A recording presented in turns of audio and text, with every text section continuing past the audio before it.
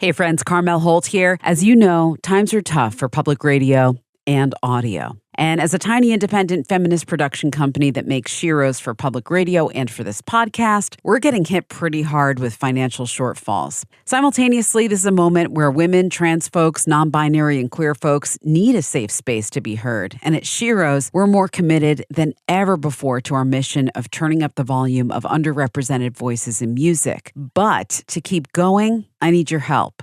And I have big news. SHEROES has partnered with the nonprofit AIR, the Association of Independents in Radio. You can text SHEROES to 53555 to make a tax-deductible donation through AIR or visit SHEROESradio.com. Thank you for supporting independent, femme-queer-produced audio and storytelling like the episode that you're about to enjoy. It's up to us whose voices get heard, and with your help, we'll keep turning up the volume. It's a funny feeling to just feel like you're in a new chapter. Things in the past feel so close but so far away at the same time. So I feel like the same person, but I also feel so different.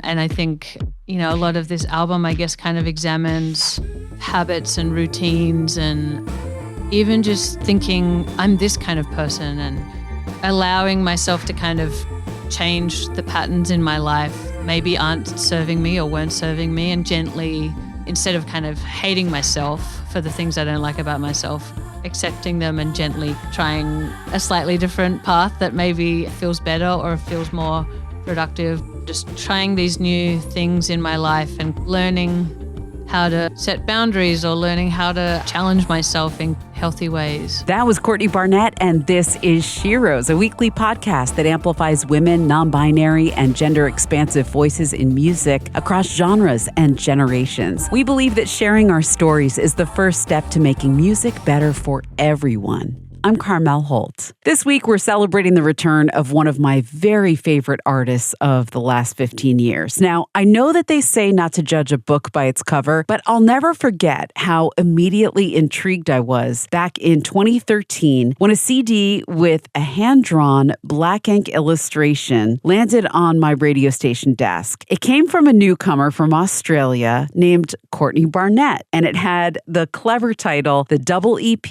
A Sea of Split Peas. The first single, Avant Gardener, was over 5 minutes long, and it had no apparent chorus, and it was breaking all the old school rules about the 3.5-minute radio song, and it was an immediate favorite. The entire album was so addictively good, chock full of what we now know is Courtney Barnett's signature wordplay, tender and honest everyday observations, and the deadpan delivery that often reveals deep emotions in a turn of phrase. And then her live shows with her trio, shredding on her left-handed guitar, made an instant and everlasting impression of awe. Unsurprisingly, by the time her full-length debut arrived in 2015, called Sometimes I Sit and Think and Sometimes I Just Sit, it wasn't long before Courtney Barnett was a household name. That album won 4 out of the 8 ARIA Award nominations it received in 2015. And the following year, she was nominated for Best New Artist at the Grammys and Best International Female Solo Artist at the Brit Awards. Tell Me How You Really Feel, her second full-length, arrived in 2018, winning Best Rock Album at the ARIAs, one of 4 nominations. And in 2021, the 3-time ARIA Award-nominated Things Take Time, Take Time. In between her own albums, she's also released an acclaimed collaborative album with Kurt Vile in 2017 called Lot of Sea Lice. And since we last chatted with Courtney in 2021, there's been a feature-length documentary about her released called Anonymous Club. And in 2023, she put out an instrumental album called End of the Day, which features music that she wrote to score the film. But it's been several years since we've had new Courtney songs to sing, and now the wait is finally over. So as we celebrate the arrival of her brand new album, Creature of Habit, we welcome back Courtney Barnett as this week's SHEROE in the Spotlight. Courtney Barnett, welcome back to SHEROES. I'm so excited to see you. It's so nice to be here. Thank you for having me. Oh my gosh, yes. 4 long years. Yeah. That's insane. That feels like such a long time, but also such a short time. How does that work? I think it's the longest you've taken between records so far. Right. Yeah. You know what? I really didn't notice that. And then a few people have pointed it out to me. And but it feels like I finished working on the last record and finished touring it and then kind of started writing this record straight away. But this record did take a little while to write and then record. It was a very drawn out process. So it makes sense. And it makes sense following Things Take Time, Take Time. It's like you just sort of, it's almost like the next chapter in that slower evolution. Yes. So I want to get caught up like in that 4-year span. Am I getting this right? Did you have a moment where you weren't even sure if you were going to do a new record? Yeah, kind of. I mean, I have had that thought a few times. Yeah. And maybe Which is other natural. artists. Yeah. I think we all sometimes, especially at the end of a project, that feeling comes up of like after extreme burnout or whatever it is. Yeah. But yeah, I did have that feeling after my second album, Tell Me How You Really Feel. I remember I was wrapping up the album cycle touring and I think I was very burnt out and quite depressed and all of the feelings that go along with that. And I was looking ahead to, the next year or so. And I remember thinking, I'm not going to book anything. I kind of told everyone around me, nothing's happening. I might go away and write a book of poems or something. That was kind of my idea at the time. I just needed some distance. And then I remember I did this little solo tour at the start of 2020 and then it was COVID. Yeah. So yeah, it was kind of a weird, how that actually played out was quite strange. And then, I was kind of in lockdown in Melbourne and I was in that mindset of, I'm going to start something new. I was maybe going to move to America. But when COVID happened, it was all kind of back to the drawing board. And then I just eventually started writing. And I started writing that album, Things Take Time, because I kind of just didn't know what else to do with my time. Right. Or how else to express myself. So it was kind of it was an interesting and unexpected process and album, but it was kind of nice because I didn't have the expectation of what it was going to be because it was such a strange time. And there was that moment in COVID where it did feel like we might never ever tour again or the world might never go back to normal. So it's kind of nice in a way to just honestly for a minute feel like I was just writing for myself. Yeah. And then after that, we finished touring that album. Then I went back to that spot where I had been 2 years before of thinking about maybe moving to America. And I was like, maybe I'll give it a try. So, I kind of started living in LA, Joshua Tree. And it was just kind of that thing, once you get an idea in your head and then you just got to kind of do it. And see it through and see what happens. And I think I just was up for the adventure and the change. So, that's where I found myself starting to write this album, Creature of Habit. Right. Right. And it occurred to me thinking about, last record to this one, all of the firsts about this record. And to be this far into your career and have firsts is actually really refreshing.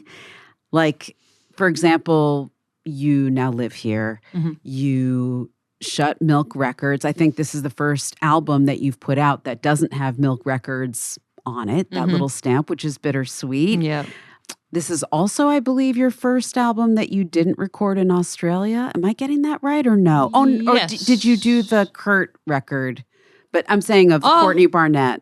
No, actually, Kurt and I recorded that whole album in Melbourne. In Melbourne too. Okay. Yeah. Okay. So I'm not like crazy. This is Yeah, you're right. I didn't think I knew. No, I must have known that. But it's the first album I've made not in Australia. Yes. Yeah. So it is a lot of new, and I didn't really know. Sometimes I don't know what I'm writing about until I get to the end of an album, and I kept.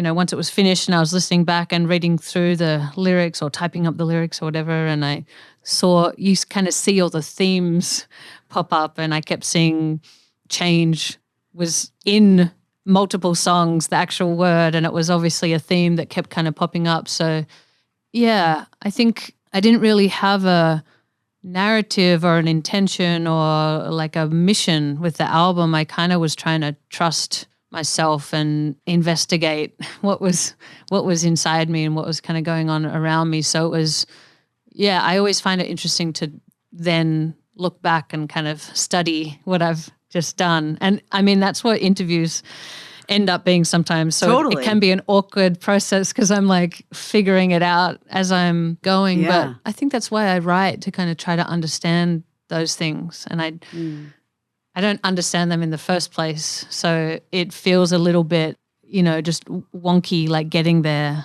But that's what I find interesting.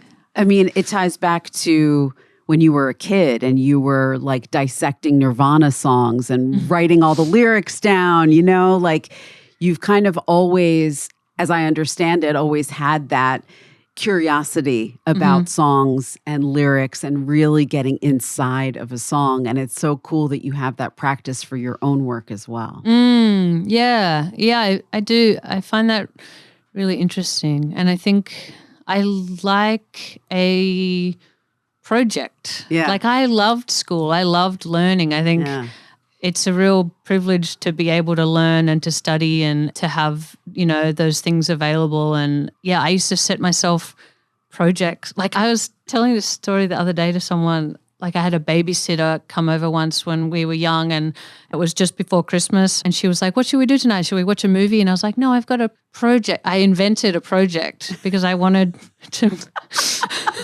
Isn't that nerdy? No, she was so like, good. really? Do you really have a project in holidays? I was like, yeah. And I made her help me do an assignment, which is, I don't know. What was the assignment? I feel like it was the history of Christmas or something. I don't know. I was probably young. Oh my God, that's amazing. But yeah, I like studying things and learning new things. And I've always kind of been curious about people and how people interact and how we kind of, interact as a society. And I think in school, when I was starting to study literature, books, poetry, learning about songs and how they were formed, I remember I had a teacher who kind of printed out the lyrics to a song and we went through it line by line as a class to understand the metaphors or the messages that were in there. And I found that really interesting. And that same teacher also taught us sociology, which I found really interesting. And then when I went to art school at university, I took like a minor class in psychology and journalism. I didn't last long, but I found it really fascinating just learning. Yeah. I don't know if that helps to paint a picture of what I was interested in. Yeah. Yeah. I mean, it just all makes so much sense. And I also think about how on I think it was your last record that when you and Stella connected and she worked with you and you co-produced that last album and now you're working together again, like one of the things that you bonded on was the drum machine. And that ended up being, for that album, a first, that you brought the drum machine into the recording rather than it being like your tool that you used to write the song and then you did the real, right? Yeah, because I'd always used it in demos, but I'd never taken it into the actual studio. So and that was a first. So what things did you discover working together on this last record that then you carried over and expanded on into this one? Can you answer that? Sometimes I don't know. Maybe because it's so close. Yeah. The album is so kind of close. Like I still don't fully understand it. And it feels in a similar world to that Things Take Time album, but it feels so different at the same time. Yeah. That album was so kind of small and lounge roomy and COVID. Yeah. And this album feels so big and free. Yeah. And loud and I wrote a lot of it in the desert with no kind of sound restrictions, and it feels like the total opposite sonically of that album, which is nice. But yeah, I mean, I was really lucky to work with Stella again on this album and work with a bunch of other people who just, everyone just brings their own little piece of magic. And this album was such a puzzle. Like we recorded it in little bits and pieces. Like we started it in the desert And then I hadn't finished a lot of the lyrics, so we kind of went away from those sessions with these half-finished songs. And then over the next few months, I worked on them trying to finish them, but I was I guess I had a kind of writer's block. So then, I had all this self-doubt and all this kind of critical self-talk or whatever. I was kind of struggling with the writing, and then I ended up writing new songs as a distraction from the songs I couldn't finish. And then, we recorded more of that stuff in LA. So it was a real puzzle compared to other things I've done. So it was definitely different, but it was good. What song got this whole process started? There's a song called Wonder, which is the second track. And I'm pretty sure that's the first song I wrote for this bunch of songs.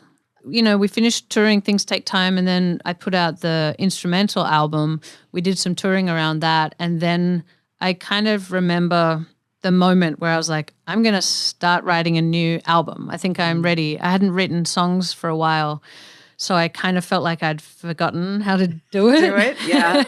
So I was living at this house for 3 months, like a friend of a friend's place. And I would sit at the kitchen table every morning with a little notebook and a guitar. And I was trying to write a new song every day, or just an idea of a song. And this was one of the first ones. And I just had the chorus.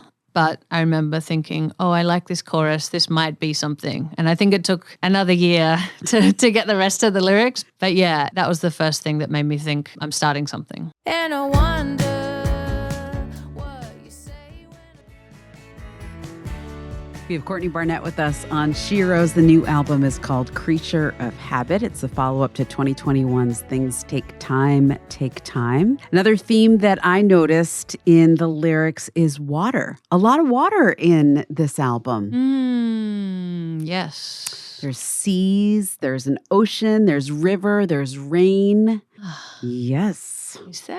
Yeah, I mean, I trust you. Yes. Swimming. And like drowning. Yes, drowning. Yeah. Riding waves. Yeah. Yeah. Again, not intentional, but interesting to see what pops up from the back of my head. And yeah, I guess, swimming. Yeah. Yeah, I think there were moments where I kind of felt like I was, treading water or, metaphorically, struggling to swim. So yeah, I guess that just kept coming up. Your bio said that you learned to surf.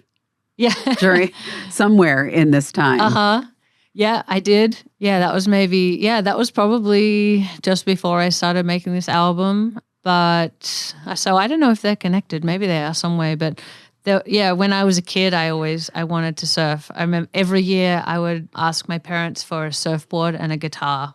Well, I eventually got a guitar. But yeah, it was just one of those things I wanted to do, but I didn't really have anyone in my world to kind of show me or teach me. Didn't you grow up near water though? Yeah. Yeah. Yeah, I grew up in the most beautiful part of Australia by the most beautiful beaches, but there just wasn't any surfing in my kind of family or friends group really. So it just, for some reason I didn't, it felt too scary or something to go and do by myself.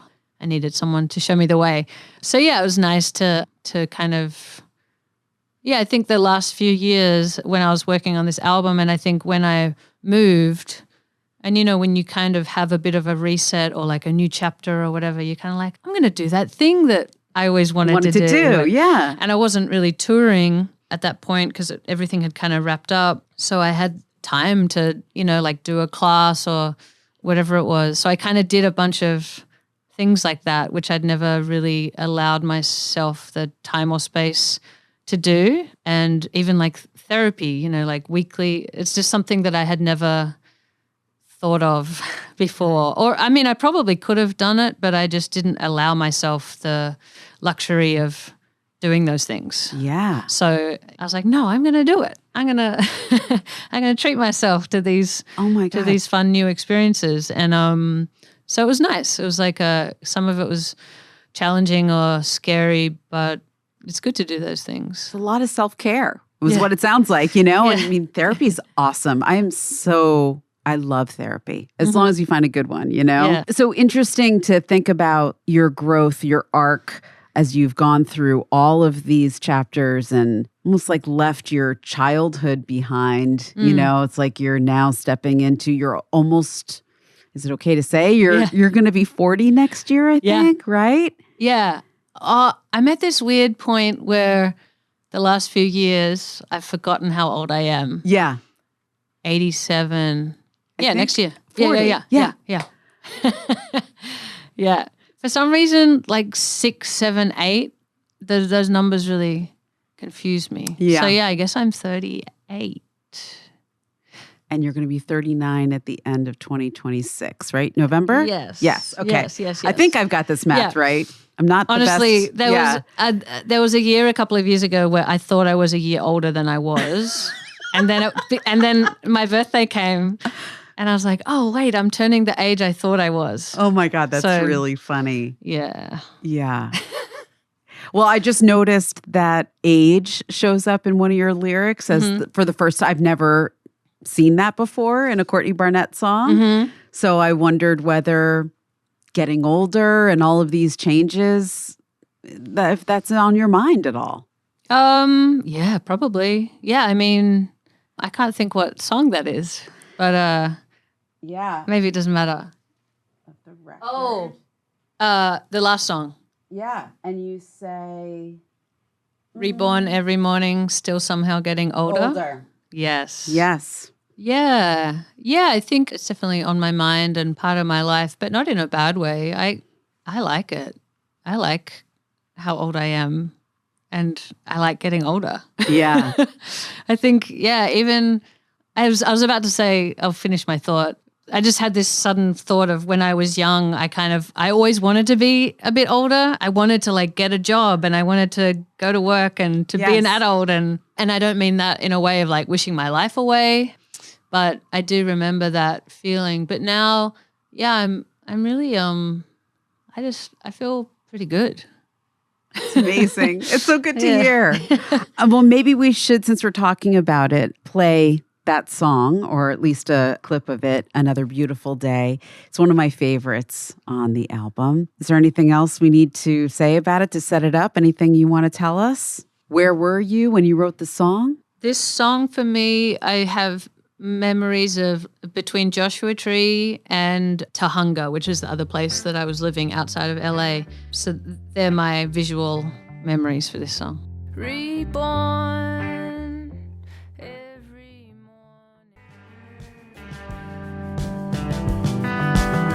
That's Another Beautiful Day, and it wraps up the new album, Creature of Habit by Courtney Barnett, our guest today on SHEROES, and I'm Carmel Holt. What other areas of your life do you feel like are new to your orbit and your inspiration when you think about this album?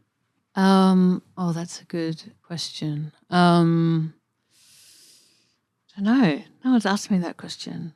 I mean, it's a funny feeling to just kind of feel like you're in a new chapter. And like we were saying before, things in the past feel so close but so far away at the same time. Yeah, so I feel like the same person, but I also feel so different. And I think it's good, a lot of this album, I guess, kind of examines habits and routines and even just my kind of habits of saying, or of thinking I'm this kind of person and, I don't like, I'm trying to think of an example, but I'm doing a really bad job. Just like allowing myself to kind of change the patterns in my life that maybe aren't serving me or weren't serving me and kind of gently trying, instead of kind of hating myself for the things I don't like about myself, kind of accepting them and gently kind of trying a slightly different path that maybe feels better or feels more productive or feels kinder or whatever it is. So that has kind of been a big part of that. And I think even, like what we were saying before, just trying these new things in my life and kind of learning how to set boundaries or learning how to challenge myself in kind of healthy ways. So I forget the question. I feel like I've gone on a tangent, but I know I've learned so much in the last few years. Yeah. And I feel like I've made a positive step in my personal life, inside my brain, but I don't quite know how to verbalize it. Yeah, I was thinking as I was talking, we did a documentary a couple of years ago, which my friend Danny made it and kind of followed me on tour and made this documentary. And it was really hard to watch. Like, it was in that time where I was quite depressed, and I guess I didn't completely understand it at the time or know what I was going through, which you don't often, I guess. But I think watching it back, it was like a mirror held up to me. And really, when someone else makes something like that, it's kind of hard to not see it. So I think I saw parts of myself in that I was like, oh, I don't want to be that person, or I want to change. So that was, God, even though I sometimes I hated that process and I kind of wish that didn't exist, but it had positive outcomes as well. It was a learning experience, but a difficult one, but I'm kind of glad, I'm grateful for it. You actually pulled a question out of my brain that I was going to ask you, because when I last spoke with you was on the last record, and the film had been announced but wasn't out yet. So I hadn't seen it when I spoke with you. And so I only got to watch it afterwards, and then it was such a long distance from one point A to point B. So I was like, oh, you know what? I'm going to see Courtney, and we never really talked about that. So I'm going to rewatch it just in case there's something in there I should know or learn. And it was quite moving to watch. And one of my questions was, did you watch it, and B, what it was like? So thank you for answering my own question for me. It is so helpful to others. It is such a gift to allow that kind of intimate look into whatever celebrity, the glamorization of the rock star life, all of those things, that some of which are true. There's a lot of great highs about it, but there's also big time mental health struggles, and artists are sensitive creatures. And, I think it's important to be reminded of that. And what a beautiful document of that chapter of your life. And yeah, it's great. Thank you for doing that. Thank you for sharing it with us. Thank you. So now that you are staring down the barrel of 40, down in the not so distant future, any reflections about doing this job as a woman and doing this job as a queer woman as well? Anything that's changed or shifted for you personally or externally? Yeah. It's so funny. Sometimes I just forget that. Yeah. Yeah. Which is great. Yeah. Yeah. I mean, sometimes it's hard to kind of look back and I have and had my experience, and I kind of don't know what else to compare it to. So it's I almost don't know. Yeah, when somebody's what's it like being a woman in music? And you're like, I don't know anything else. So how do you answer that question? Yeah. Yeah, it's and again, I feel like it's one of those things with time and with distance. I do look back and I see things, or trying to fit in to a space, or make yourself fit in and not be too difficult, or not too, things that I maybe didn't notice I was doing, but maybe now I look back and I'm like, I wish I didn't have to do that, or I wish I didn't have to make myself smaller, or whatever it was. So honestly, I think it's one of the things that I'm starting to understand more now at this age that I haven't understood over the years. I do remember that in our last conversation, the term you used was recently the penny dropped. And I saw something that I hadn't seen before. And now that I've seen it, I can't unsee it. It was basically what you said to me. I said that? Yeah. And it wasn't affecting you. It was very similar kind of answer after you started to explain it, that you hadn't even noticed that you were doing these things, and that, you know, and that now you were starting to see them. And I think I was pushing or poking around in there because I was thinking about how also in your musical evolution and the people around you, I mean, you still have some of your old cohorts and collaborators with you, but also there's a lot more women around you than ever, you know? And so I wanted to explore what that shift was about, if anything, and how that has improved things for you or changed things for you. Yeah. And I think maybe when I was starting out, it's almost like I didn't know that those things were an option. Yeah. I'm sure other people have said that. And, maybe as time went on and I realized I could make certain requests or, ask for what I wanted or needed without feeling like I had to just settle for whatever was there or what was kind of offered. But I think a lot of that's kind of because of the work that so many people before me have done, and kind of paved that path. But yeah, I think, I don't know, now I feel like I'm like thinking back to my whole life. My whole life is kind of flashing before my eyes. I don't know where to stop and where to put a pin in. Why don't we go to another song?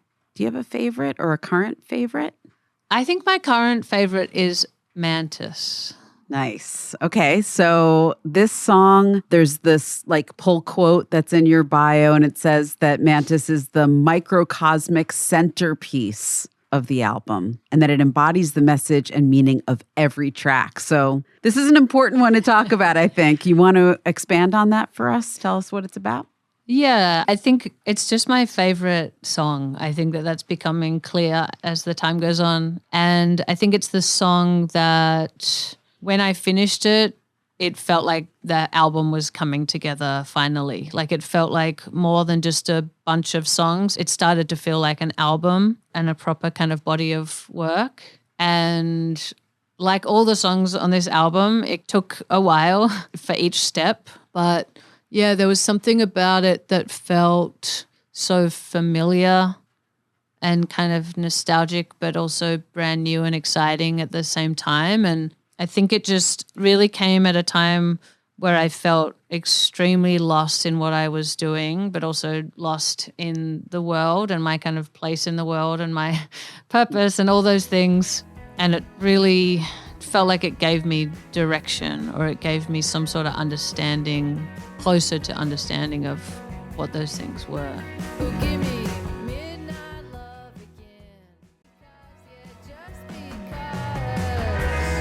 That's Mantis, and it falls midway through the new Courtney Barnett album, Creature of Habit. I looked up the spiritual meaning of a praying mantis. Are you familiar with that?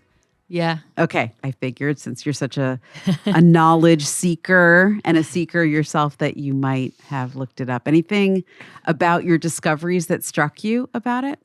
Well, yeah, I mean, I guess that's the other part of why that song means so much to me, because there was this time where I was feeling, like I said before, really lost. And I was working on this song every day. I was getting up and I was writing pages, just trying to get to the middle of something. And there was this day where I was at the coffee machine. I looked up and there was this little praying mantis on the top of the door frame. And I looked it up and I was like, what does it mean? And there's so many different kind of interpretations and so many different meanings of it floating around. But what I picked up was, this kind of good luck, or like a guide and a sign that you're going in the right direction. And, I was maybe cherry picking what I wanted to hear, but also everything that I was reading kind of felt so appropriate to how I was feeling. So it was just one of those funny moments. I was there by myself and it just felt like this little sign from the universe, and it did. I still don't know how to properly explain it without kind of laughing about it, because it did feel very important. It felt like this really important moment. I don't know how to explain it, but it did. It gave me. It almost gave me like a little bit of faith or something in myself and what I was doing and where I was going. And then that obviously ended up being the chorus of the song. And I kind of wrote it down. And I thought, that can't be the chorus. I got to change that eventually. But then it was perfect. And it kind of represented everything I was feeling.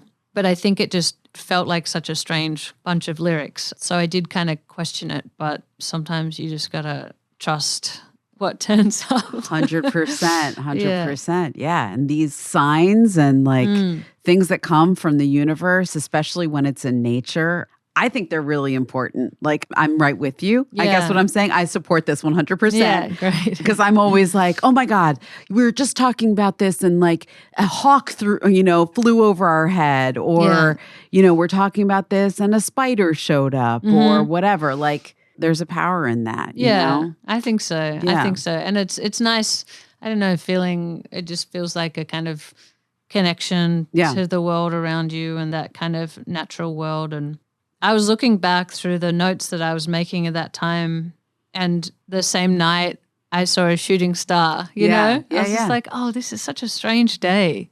It's like, what's happening? Who's trying to tell me something? Totally. Yeah. Wow. And you got such a good song out of it too. So I would feel really, really silly for not bringing up Katie Crutchfield being on this record. What a beautiful pairing. Tell us how you and Waxahachie connected and how she ended up on Sight Unseen. Well, first of all, I love Katie. I love her music so much. I'm such a fan. I love her songwriting, and we've known each other for a little while. I can't quite remember when we met, but I remember in 2018 we did a bunch of shows together, and I would just love watching her perform. She was doing it solo then on that tour. And when I wrote this song, Sight Unseen, I had the harmony kind of straight away, and I didn't quite know I was like, maybe I'll sing it, or I didn't know what to do with it or how to kind of bring it to life. And that song was such a journey. Like, we recorded it multiple times. Yeah.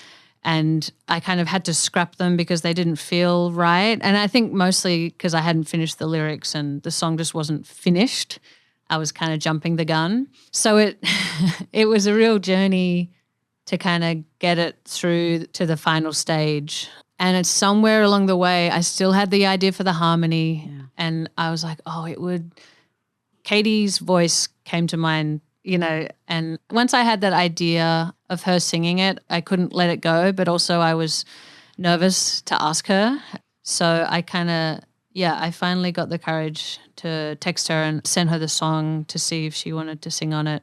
And I just think she made it so special. I mean, she's a really important artist to me, so I'm just really grateful that she sang on the song and made it something so special. I had this thought, and I wrote a note next to the song saying, this seems like it could be a sunny sister to Depreston. Yeah. You know what I mean? Uh-huh. Yeah. They definitely exist in the same world, for sure. Yeah.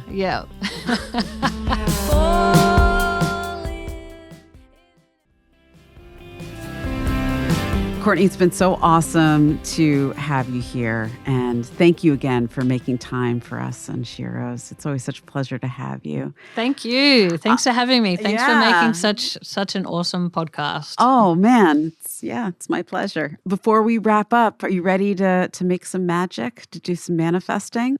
Oh, I would just like to see people being nicer to each other. And there's so many people that are so kind and show so much love and empathy, but I think so many people have so much fear, and I think from fear stems all the bad things.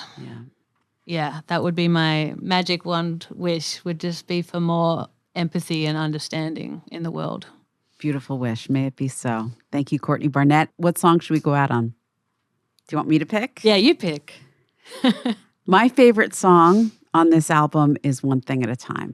Great choice. All right. With thanks to Courtney Barnett. Thanks for being with us on Thank Sheroes. you. Thanks for having me.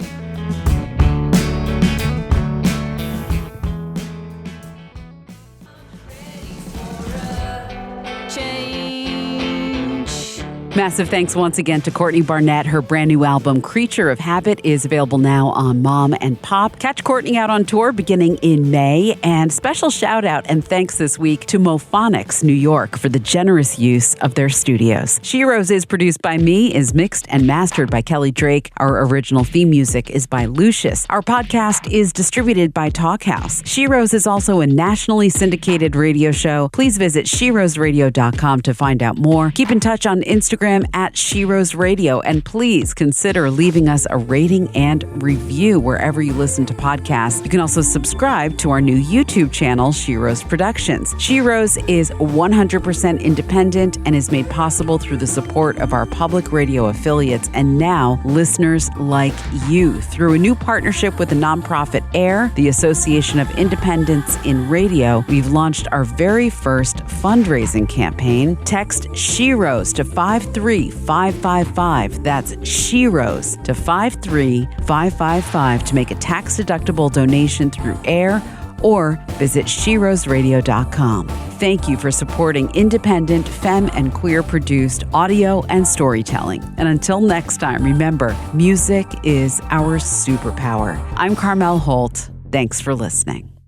Also from SHEROES Productions, take a journey on the road to Joni, an Ambie Award-nominated 10-episode series celebrating the legacy and impact of Joni Mitchell. Distributed by Talkhouse. Subscribe now to The Road to Joni wherever you get your podcasts.